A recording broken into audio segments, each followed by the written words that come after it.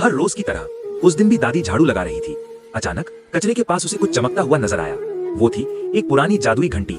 दादी ने कांपते हाथों से उस घंटी को उठाया और अपने गरीब से घर ले आई। घर आकर दादी ने उस घंटी को एक हुक पर टांग दिया। जैसे ही दादी ने घंटी बजाई तब एक मौजज़ा हो गया। घंटी में से पैसे निकलने लगे, सोना बरसने लगा।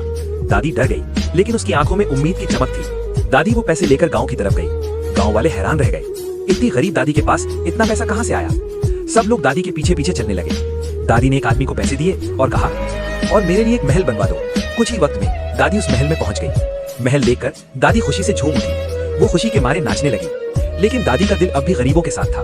वो दोबारा गांव गई और लोगों में पैसे बांटने लगी। मगर दो लालची चोर ये सब कुछ छुप कर देख रहे थे। वो दादी के पीछे पीछे घर तक आ गए। खिड़की से झांक कर देखा, दादी जादुई घंटी से पैसे निकाल रही थी। रात हुई, दादी थक कर सो गई और फिर चोर चुपके से आए और जादुई घंटी उठाकर भाग गए। दादी की आंख खुली। दादी चोरों के पीछे दौड़ी, लेकिन चोर घंटी लेकर फरार हो चुके थे। दादी टूट गई और अफसोस की बात यह थी कि किसी ने दादी के लिए लाइक, सब्सक्राइब या शेयर नहीं किया।